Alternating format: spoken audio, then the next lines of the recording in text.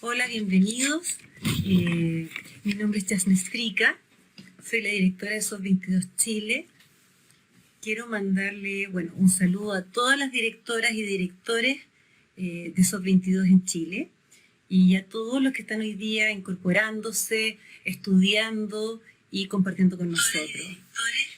Hoy tenemos el agrado y la alegría de conversar con el doctor Mario Sabán, que si bien ustedes saben que él es, un erudito, la verdad, tiene doctorado en antropología, matemáticas, es filósofo, teólogo y un tremendo cabalista de nuestros tiempos.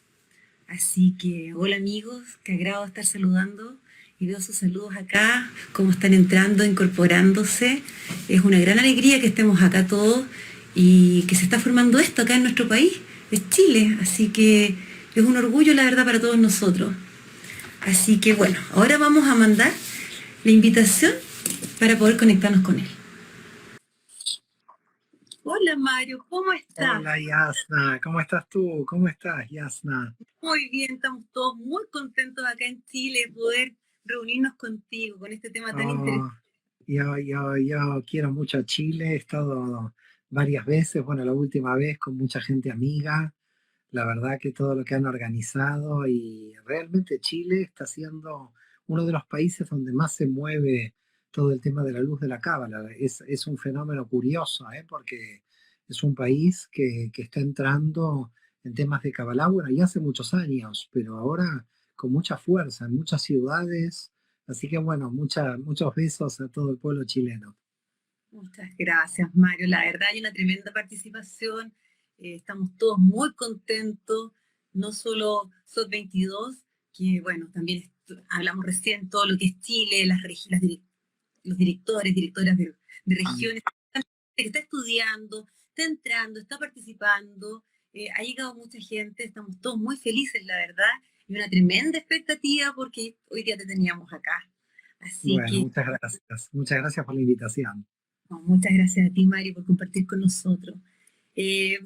Tal como esto decía, hoy hablaremos de un tema muy interesante, que es la vida y la muerte según la Cábala. Es un tema bastante profundo.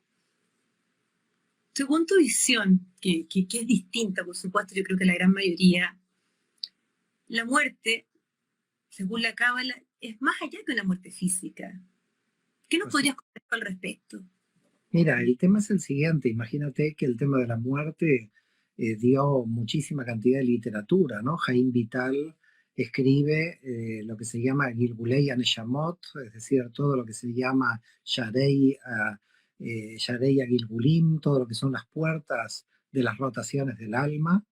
Entonces se analiza ya profundamente todo el tema del Gilgul, de la reencarnación, pero sobre todo ese paso y sobre todo porque aquí hay dos partes, ¿no? Fíjate el concepto primero de vida, porque si no, no hay concepto de muerte. Y el concepto de vida, desde el punto de vista de la Kabbalah, es una muerte constante y es un renacimiento constante. Nosotros estamos muriendo en todo momento y estamos renaciendo en todo momento. En este sentido, yo te diría que ya la vida es una preparación para la muerte, porque es la muerte misma.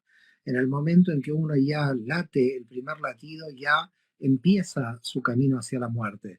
No hay que verlo de un modo terrorífico esto, porque hay mucha gente que le tiene temor a la muerte. Es uno de los grandes temores de muchísima cantidad de personas en el mundo.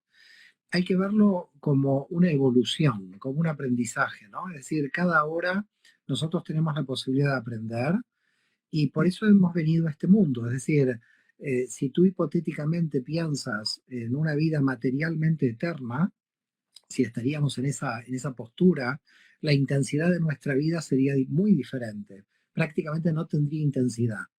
El tema de que el universo tenga un límite y que la vida tenga un límite hace que en realidad podamos valorar el tiempo y la conciencia pueda aumentar. Te diría que la conciencia de muerte es una conciencia clave para aumentar el nivel de intensidad, porque sabemos que venimos a aprender en una etapa muy determinada y aunque nuestra alma pueda rotar, porque sabemos que rota y hablaremos de esto en la entrevista, del tema de la reencarnación, nosotros como personas en nuestra identidad no volvemos más. Es decir, mi Neshama, tu Neshama puede volver, pero en realidad vuelve con las experiencias de esta identidad, pero esta identidad ya no se vuelve a dar más. Es decir, ya esta identidad muere realmente, desaparece.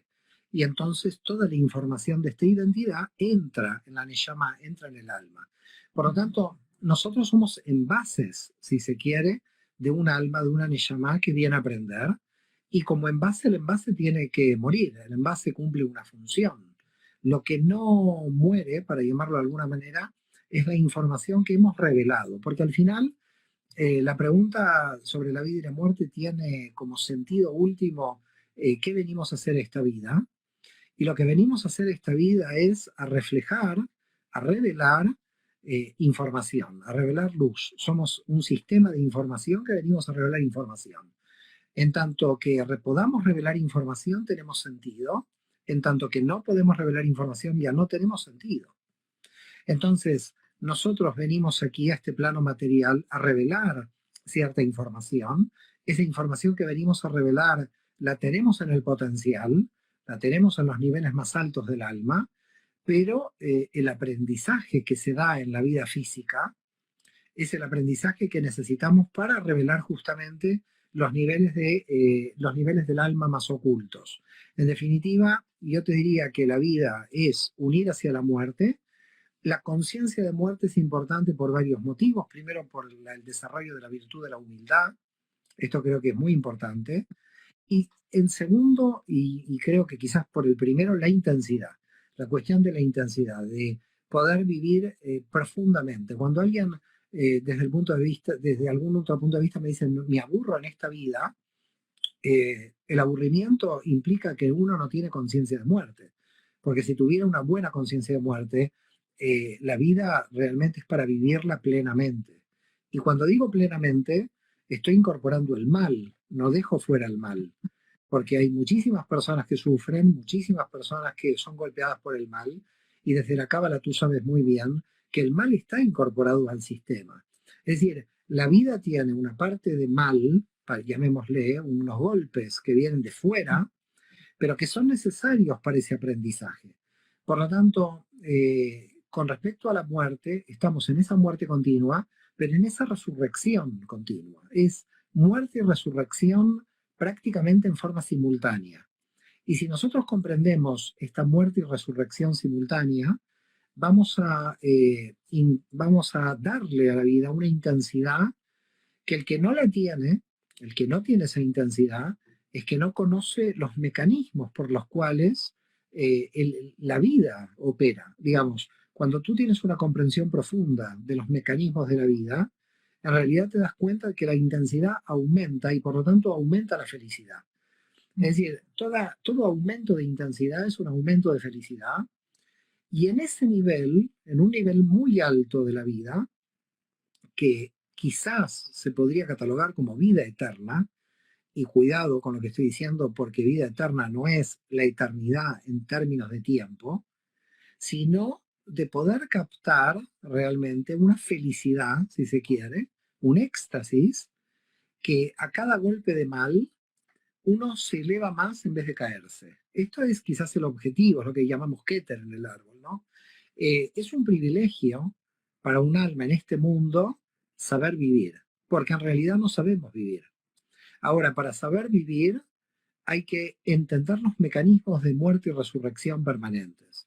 Por ese motivo, Isaac Luria va a decir, cada hora tiene su energía, porque cada hora yo estoy revelando un tipo de información. Y de eso se trata la vida. Creo que antes de entrar en qué sucede luego de la muerte física, hay que tratar de comprender qué pasa en el campo de lo físico. Porque en el campo de lo físico suceden una serie de cuestiones que van a preparar al alma para pasar al otro lado. Entonces, si no entendemos de qué va la vida, que la vida tiene que ver con una escuela de aprendizaje y de revelación de información, al pasar al otro lado, no sabemos cómo nos tenemos que preparar para pasar al otro lado. Y los preparativos los tenemos que hacer aquí. Yo te diría, en cierto modo, que toda nuestra vida es un preparativo para la muerte y sobre todo para una última pregunta que nos tenemos que hacer en los últimos momentos antes de morir, y es, he podido revelar todo lo que vine a revelar, he cumplido mi misión. Una persona se va feliz si cumple su misión, y esto lo tiene que saber pocos minutos antes de la muerte. La pregunta es, nosotros no sabemos cuándo vamos a morir. Por tanto, ¿cuándo nos hacemos esta pregunta? Nos tenemos que hacer la pregunta todos los días, por las dudas, porque no sabemos cuándo vamos a morir. Entonces, yo me tengo que hacer la pregunta, si yo estoy cumpliendo la función de mi vida, de mi existencia, todos los días, como si yo moriría hoy o muero mañana. ¿Por qué? Porque esto hace que se resitúen los valores de cómo yo estoy viviendo. Es decir, yo realmente estoy viviendo profundamente en la medida en que yo me hago esta pregunta. Si yo me voy mañana de este mundo, si he cumplido mi misión o no, esta es la clave de todos nosotros.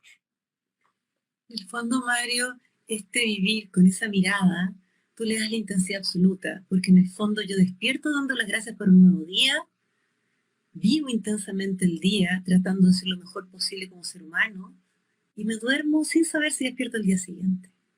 Bueno, esta filosofía que tú tienes está en línea, absolutamente en línea con el espíritu de la Kabbalah, que es, fíjate qué interesante, ¿no? Cuando uno se levanta a la mañana, en hebreo se dice, gracias Dios que me has otorgado nuevamente el alma.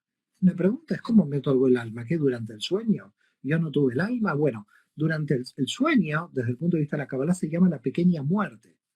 ¿Y por qué se llama la pequeña muerte? Porque en realidad el alma sale del cuerpo en un nivel y se mantiene en un estado, decimos, intermedio entre lo que es la muerte que vamos a tener y nuestra vida. Entonces el sueño, y por ese motivo hay gente que viaja y desde el punto de vista de la Kabbalah hay que decirle a la gente algo, espero que no se asuste la gente cuando diga esto, que los niños cuando tienen miedo de dormir tienen razón, porque en realidad los niños saben que mueren en el sueño. Esto mejor que no lo escuchen los niños, porque si no van a tener miedo. Pero en realidad los niños tienen razón. Los niños tienen razón en muchas cosas, porque todavía no tienen un cerebro formado que controle la realidad. Entonces, cuando ven fantasmas, no ven fantasmas, ven espíritus y no tienen. Y entonces, claro, uno luego, a partir de que se hace mayor, se da cuenta de que los niños tienen razón, ¿no? Los niños, los locos y los sabios. ¿Qué ven los niños? Los niños todavía, como no tienen un control racional de la realidad y no pueden reprimir aquellas cuestiones que la mente puede ver, pero que prefiere no ver, es decir, la parte de Jochma, la parte intuitiva, el niño cuando dice ve un fantasma es que está viendo un alma. Lo que pasa es que nosotros de mayores decimos, hemos visto un alma, o el alma de una persona muerta, o hemos oído, ¿no? En consecuencia, cuando el niño tiene miedo de irse a dormir, ¿por qué tiene miedo de irse a dormir? Porque es lógico, porque en realidad el niño sabe que va hacia la muerte. ¿Qué es una muerte realmente? En consecuencia, nosotros tenemos la experiencia del dormir todos los días que nos lleva a un estado de preparativo frente a la muerte, de preparación, de cómo se ve del otro lado. Y por eso la gente no sueña, Yasna, la gente vive el sueño. El sueño es una experiencia que desde el punto de vista de la Cábala es una realidad del alma, no es una imaginación mental, como nos han vendido en el racionalismo psicológico y de la interpretación del sueño. El alma vive realmente lo que está soñando, está partícipe de esta vida, está saliendo de lo corporal. Por lo tanto, si analizamos profundamente lo que sucede en el dormir, es un gran preparativo para lo que sucede luego de la muerte. Y fíjate que luego de nuestra muerte, el estado con el que se va el alma, de todo lo que trabajó en esta realidad, es como va a estar del otro lado. Por eso, cuando alguien dice, bueno, desde el punto de vista de la Kabbalah, el alma donde se va, el cielo y el infierno, no hay un sitio del infierno ni hay un sitio del paraíso. Son estados de conciencia. Hay personas que en esta realidad, de nuestra realidad biológica, viven en el infierno, pero viven en el infierno. Y así pasan del otro lado. Por lo tanto, las almas quedan en el mismo estado infernal, para llamarlo de alguna manera, con el que se desarrollan aquí. Y por ese motivo, cuando uno vive en el estado de paradisíaco, Ujú. y yo he sentido eso, y yo lo siento, ¿eh? Yo lo siento a través de los últimos años que he tenido esta percepción de paraíso, a pesar de los golpes de la vida, que no tengo que estar contando todos los golpes de mi vida privada, pero a pesar de los golpes, ¿por qué? Porque he intentado comprender, he intentado cambiar la percepción, y en ese cambio de percepción está todo. Es el cambio de percepción que hay que hacer. Y la gente, en razón de seguridad, de la seguridad de su identidad, no cambia la percepción, porque fíjate, ¿qué es cambiar la percepción? Es otro estado de muerte. Porque cuando se cambia la percepción, se cambia la identidad. Oh, cielos. Bueno, efectivamente, el cambio de percepción es necesario, la verdad, porque hay cosas que de repente nos pueden parecer muy malas, pero si uno lo mira distinto, la percepción es diferente, si uno tiene una apertura y lo toma de una forma más amorosa, o incluso lo mira con el tiempo, algo que parecía malo termina siendo algo muy bueno, porque generó Claro, cambio. totalmente, totalmente. Pero fíjate lo interesante cuando la gente dice, yo quiero crecer. ¿No? La gente dice, yo quiero crecer. Sí. Pero ¿cuál es el precio de crecer por el cual mucha gente no crece? Porque la pregunta es por qué teóricamente mucha gente quiere crecer y en la práctica no puede crecer. Porque en realidad, fíjate lo que son los hábitos, ¿no? Hay gente que quiere dejar un hábito y no puede. Entonces, ¿por qué nos cuesta crecer? En realidad, nos cuesta crecer porque en realidad el proceso de crecimiento es la muerte. Vamos a cambiar de identidad. Al cambiar de identidad, muchas veces nuestra mente, que conoce una zona de seguridad mental, no quiere cambiar de identidad porque sabe que su identidad anterior va a morir. Entonces, cuando llega la persona y dice, yo quiero crecer, muchas veces no tiene conciencia de lo que está diciendo, porque lo que realmente está diciendo es, voy a morir a mi identidad anterior y voy a renacer a una nueva identidad. Ahora, ¿por qué renazco a una nueva identidad? Porque esta nueva identidad me da un nivel de crecimiento, un nivel de conciencia superior al anterior. Y por lo tanto estamos en todo momento cambiando la identidad para asumir nuevas identidades. Por ese motivo, la religión tradicional es tan nefasta a nivel histórico porque nos ha mantenido en una identidad estática y no nos ha permitido la evolución de la identidad, porque la evolución de la identidad pone en jaque los dogmas religiosos.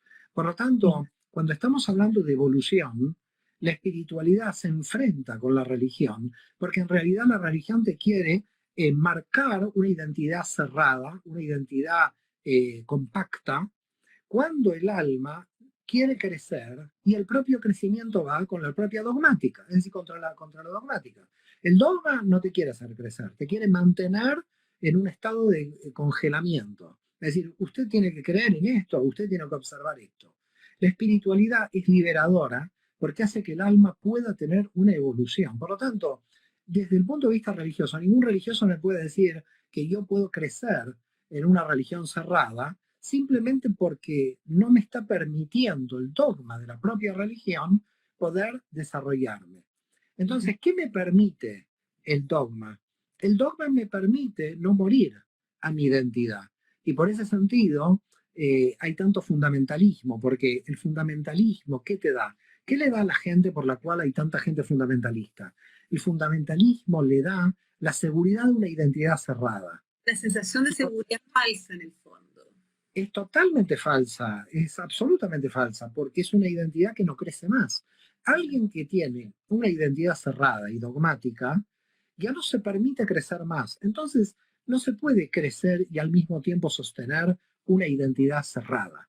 Por lo tanto, una identidad abierta, desde la identidad que tengas, desde la identidad de una mujer cristiana en Chile, desde una mujer judía en Brasil, desde un islámico en Marruecos. No importa desde qué cultura tú provengas.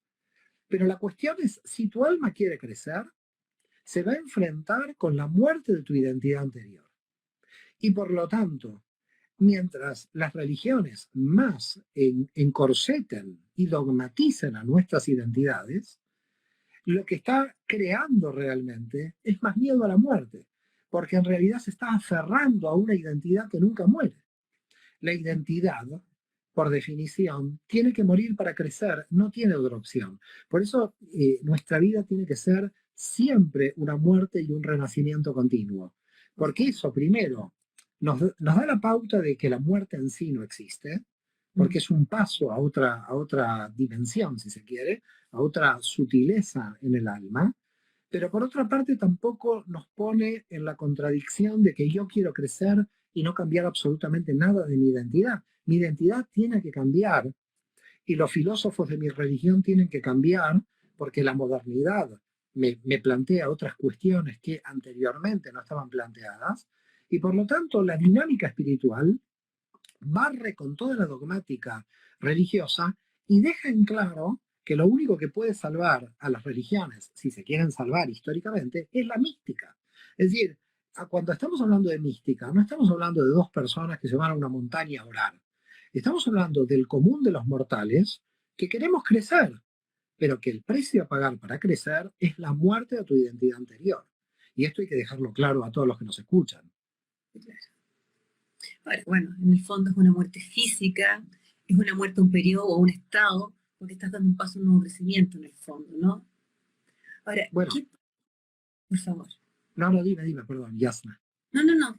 Que tengo aquí algunas preguntas que nos acaban de hacer. A ver, te voy a... Mira, por ejemplo, Sos Viña del Mar nos pregunta, ¿es necesario sufrir para aprender? Yo te hago la pregunta también porque yo había escuchado que uno puede crecer con amor, pero es más lento, y tal vez con dolor es más rápido. ¿Nos puedes contar un poquito?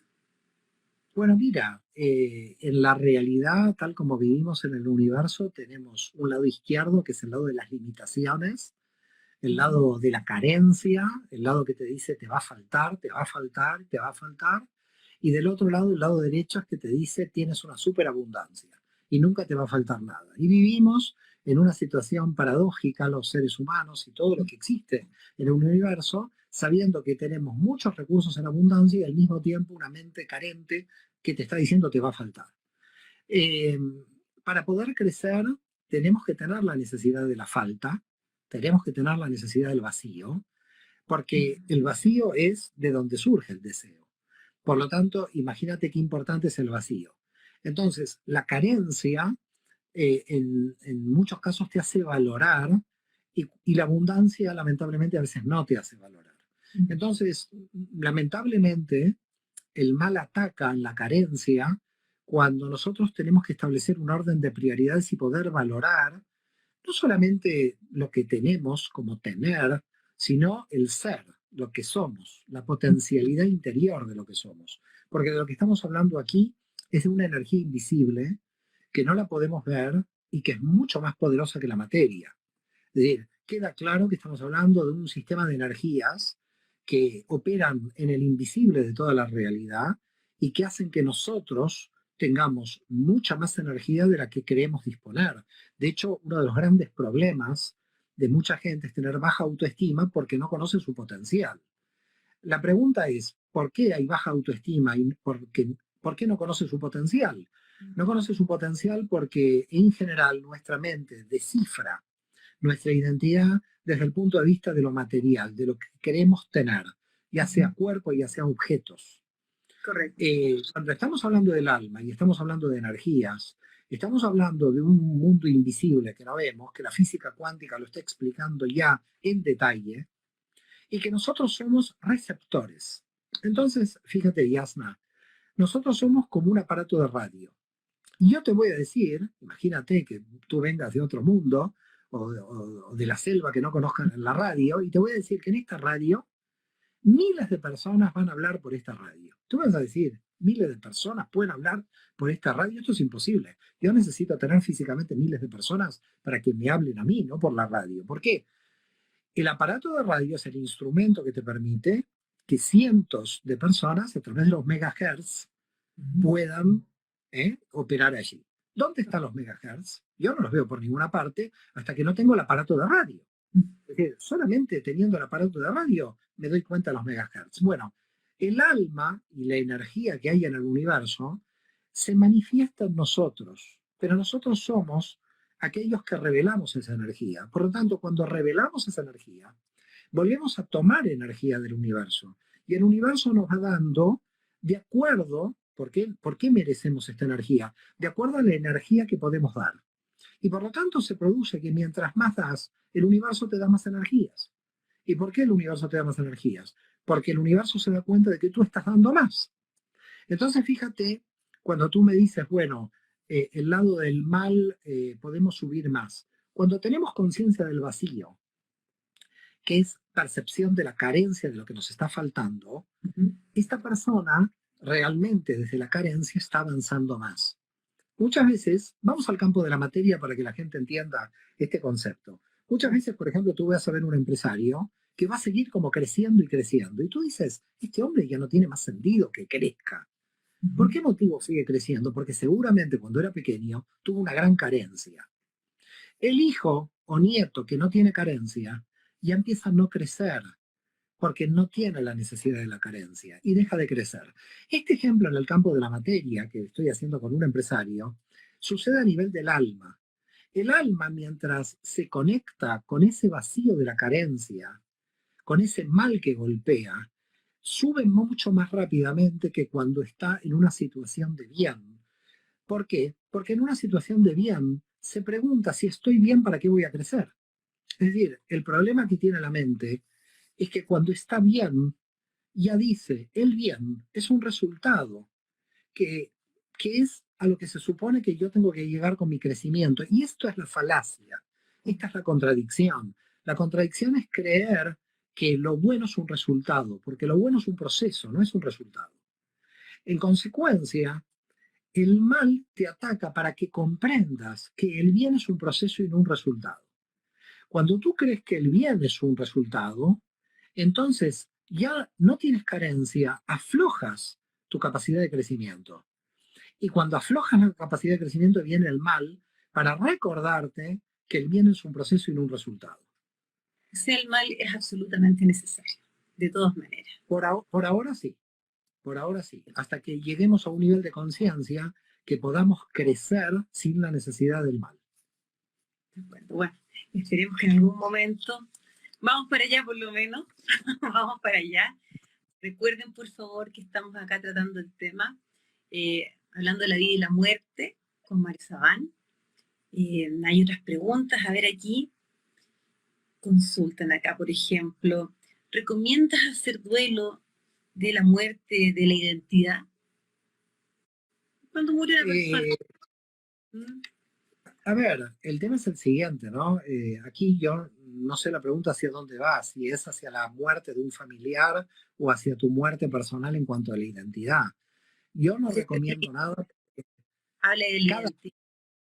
Cada alma tiene su camino y el dolor que le causa a esa alma, dejar la identidad anterior, es un dolor que quizás a veces tiene que pasar, es un camino del alma y yo no puedo hacer ninguna recomendación porque por más recomendaciones que yo realice, el alma tiene que pasar por el camino que le toca. Entonces, el camino que le toca yo no lo conozco de cada alma. Lo que sí te puedo decir es que a medida que tú vas creciendo y vas matando, si se quiere, las identidades anteriores, y rápido. Por lo tanto, la alegría de esa resurrección a una nueva identidad te permite matar más rápidamente las identidades anteriores. En un momento ya no te preguntas cuál es tu identidad, porque en un momento ya estás en un proceso de una identidad muy dinámica. Entonces no te estás preguntando cuál es tu identidad, porque en el momento en que alguien se pregunta cuál es mi identidad, ya se ha paralizado el crecimiento de la identidad. Y además, ya cualquier análisis que realice lo está haciendo en tiempo pasado. Porque ¿cuál es mi identidad? Cuando empezás a analizarlo ya pasó, ya estás en un proceso de cambio. Entonces, hacerse una pregunta de cuál es mi identidad cuando uno está en el crecimiento es como muy difícil, ¿no? Es como la etapa del adolescente que va de los 13 a los 18 y que crece tan rápido que no se pregunta quién es. Por eso adolece. Desde el punto de vista de la Cábala, en este sentido adolecemos mucho al principio, pero después nos vamos como acostumbrando a esta dinámica de muerte y resurrección. A tal punto yo te diría que se vuelve algo natural en el proceso de crecimiento del alma.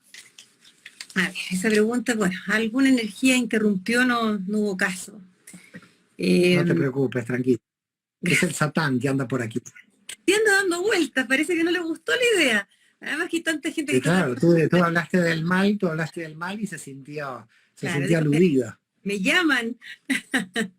A ver, ¿qué preguntas tenemos acá también? Por ejemplo, hay alguien que consulta, ¿cómo se sabe que Dios nos trajo al mundo? Difícil, la verdad. El tema es el siguiente. Yo creo que lo importante es dejar a Dios tranquilo, porque lo hemos utilizado mucho Mm. a través de los siglos.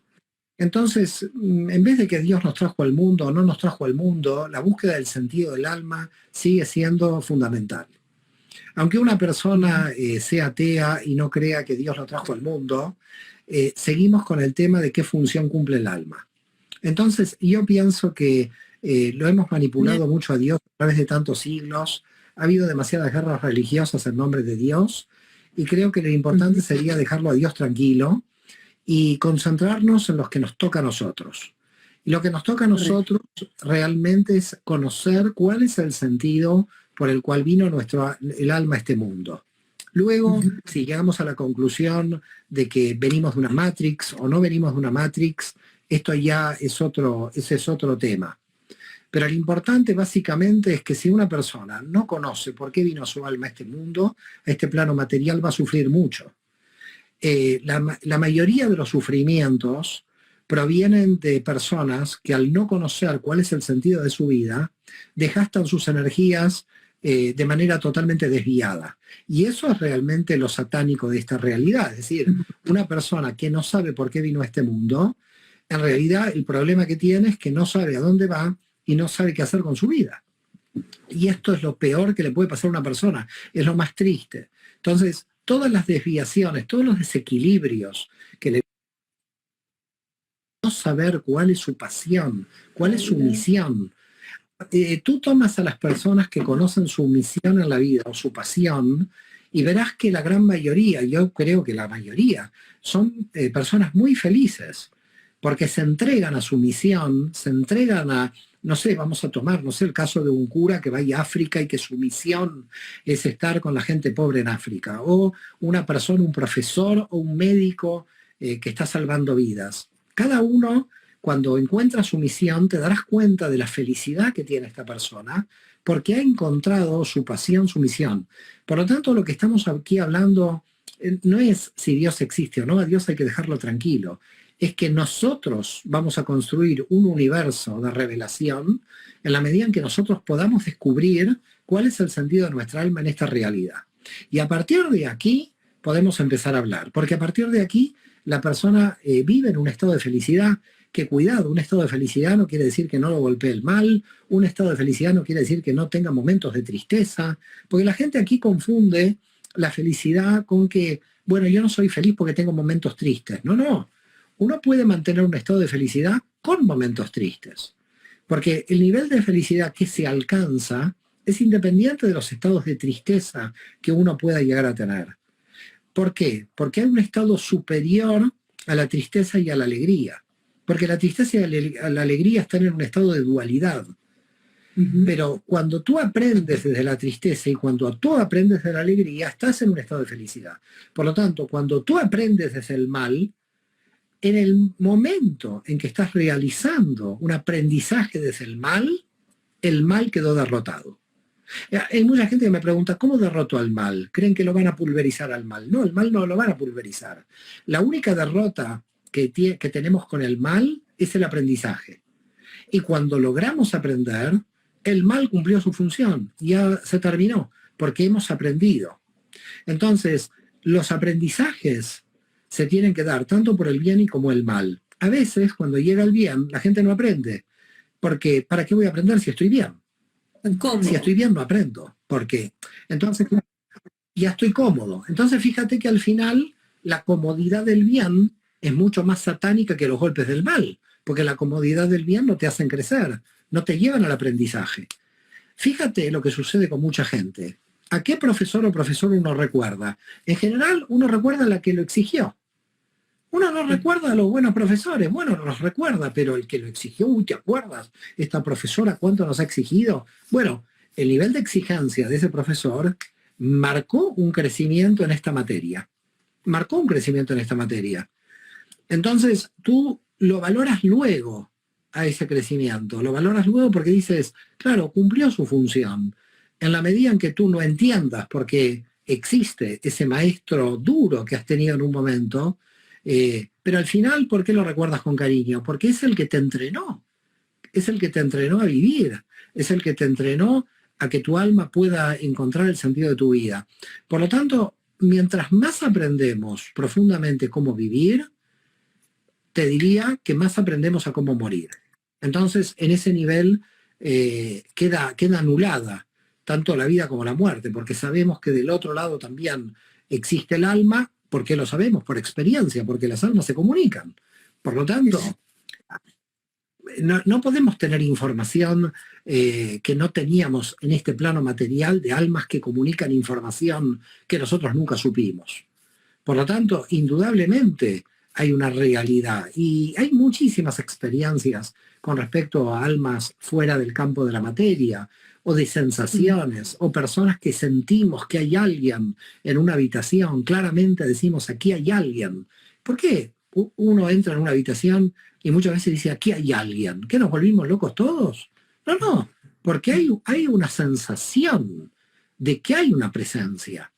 Y tenemos esta posibilidad. Y con los siglos, con los años, los seres humanos vamos a adquirir un desarrollo de capacidades que todavía no conocemos de nosotros mismos.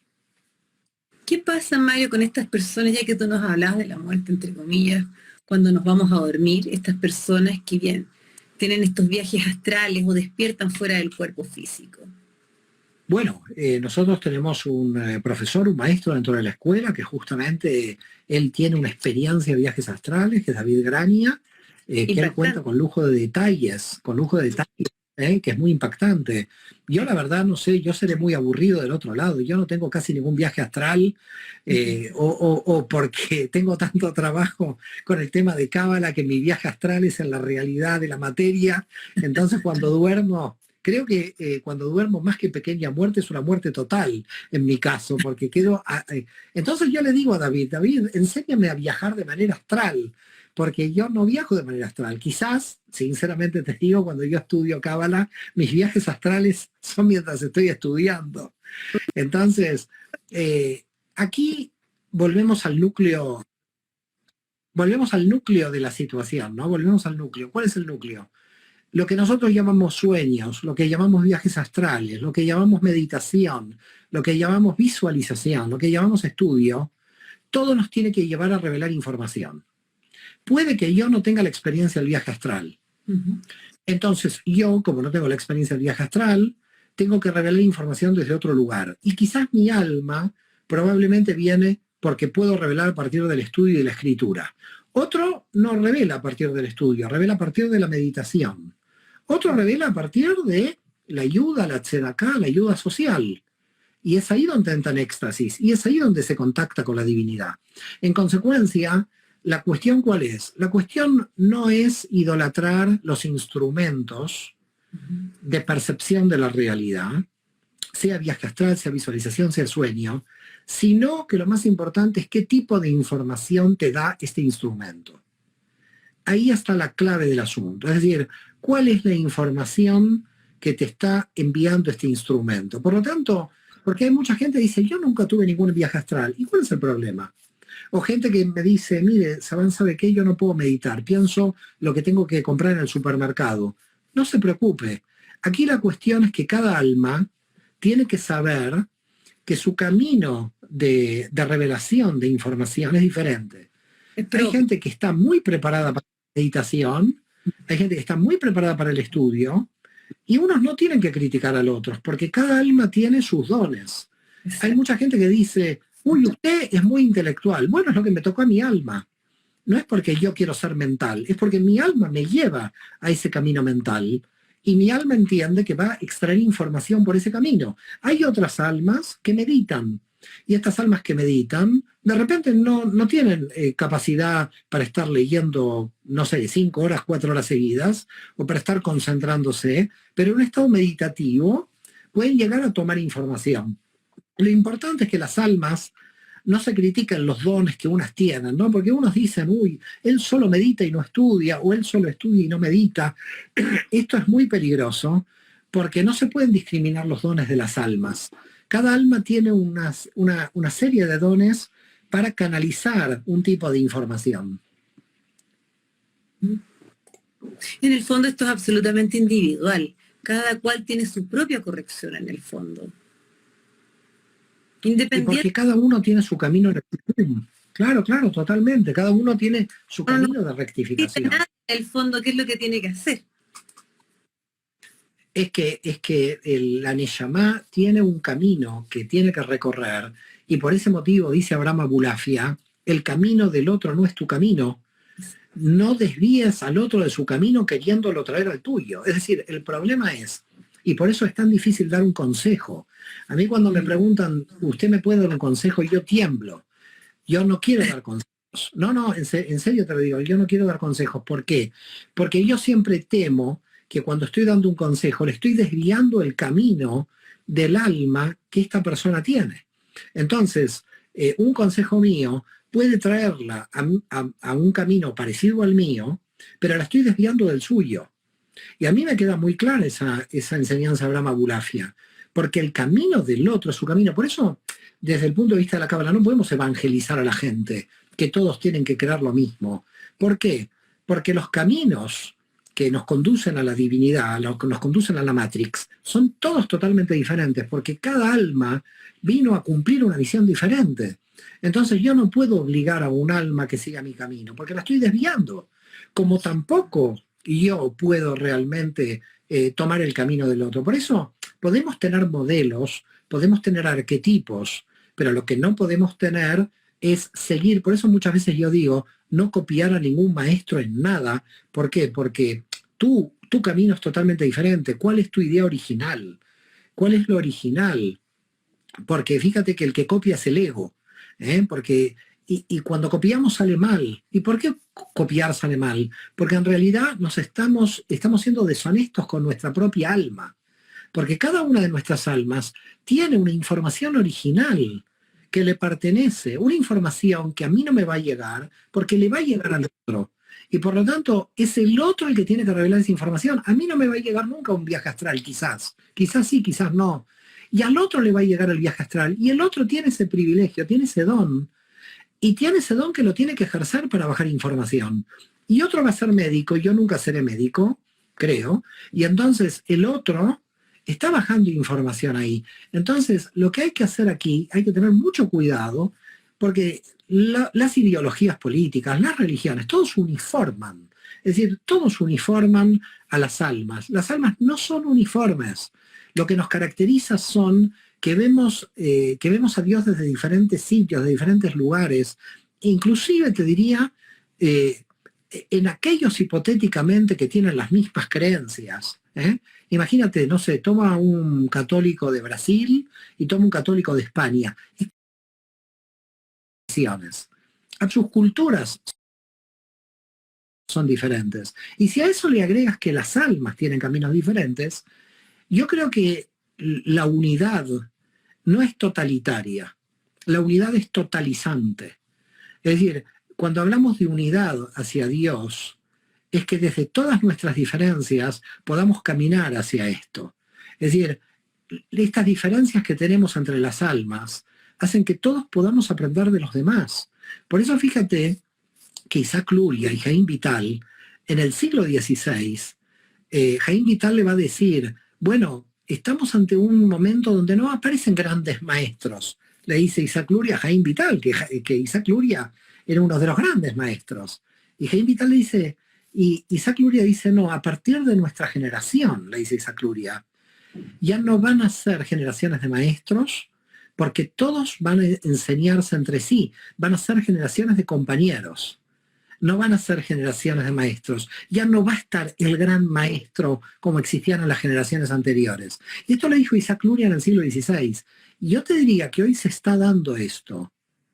Hoy se está dando generaciones de compañeros. Es decir, nos tenemos que acompañar todos en este proceso. Ya la época de los grandes maestros ha desaparecido. Ya no hay grandes maestros. Ahora somos todos compañeros. Nos tenemos que ayudar entre todos, porque en realidad todos tenemos información muy valiosa.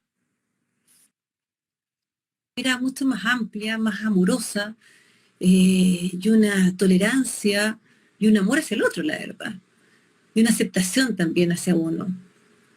Sí, Mario, la verdad. En toda alma trae una gran cantidad de información y creo que esta es la clave que nosotros tenemos que tratar de comprender.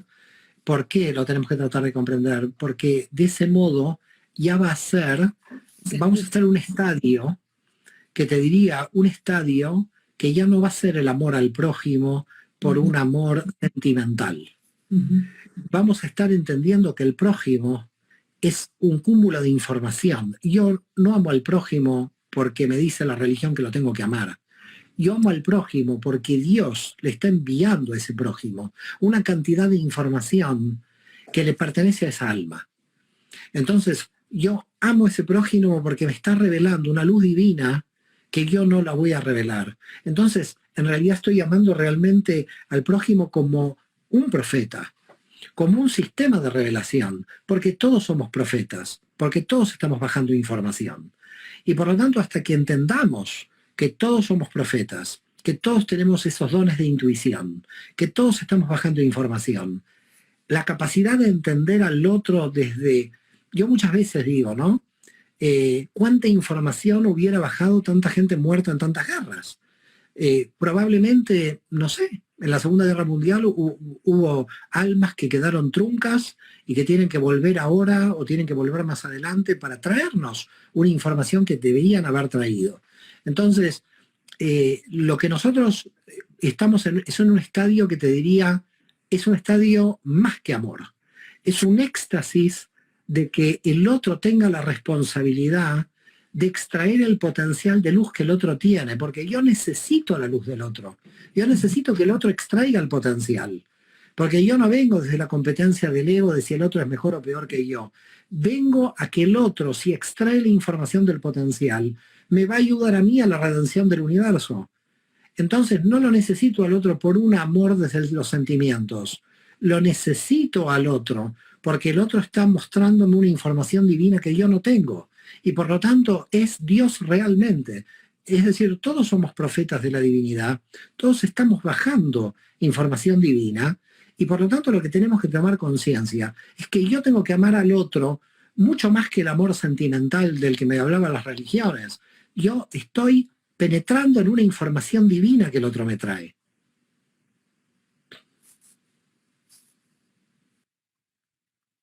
Claro, claro, totalmente. Es toda energía, punto donde está, pero el punto donde está, tenemos que revelarla. Es decir, tenemos que entender, de estimular nuestro potencial para revelar esa energía. El problema es que con el bajo nivel de autoestima de la gente, no se está revelando un potencial importante y este es el problema. Es decir, la autoestima. No se escucha. Te escucho entrecortada, te escucho Sí, entrecortada. se está quedando entrecortado, Mario. Bueno. No importa, igualmente, la verdad que te agradezco mucho, te agradezco enormemente esta entrevista y quiero enviar a todo Chile un saludo muy, muy grande. Muchas gracias, Mario. La verdad, estamos todos aquí encantados. Tú no te imaginas la cantidad, lamentablemente, de preguntas que no alcanzo a leer. Pero bueno, te esperamos en algún momento tener acá en nuestro país, la verdad. Sí, tengo que ir a Chile. Esto ya tengo que cruzar los Andes o ir por el mar, llegar de alguna manera. Voy a llegar, porque tengo muchos amigos en Chile y quiero verlos. Yasna, un placer enorme. Gracias por la entrevista. Lo mismo digo, Mario. Lo mismo digo, ha sido una alegría creo que para todos. Y te mando un abrazo gigante, creo que de parte de todos los chilenos y todos los que estamos más que encantados de hablar contigo y de saber que pronto estarás con nosotros. Gracias. Gracias, ya. Un beso grande a todos los SOD que están allí y gracias a ti por la entrevista. Gracias. Nos vemos luego. Shalom, shalom. Shalom, shalom.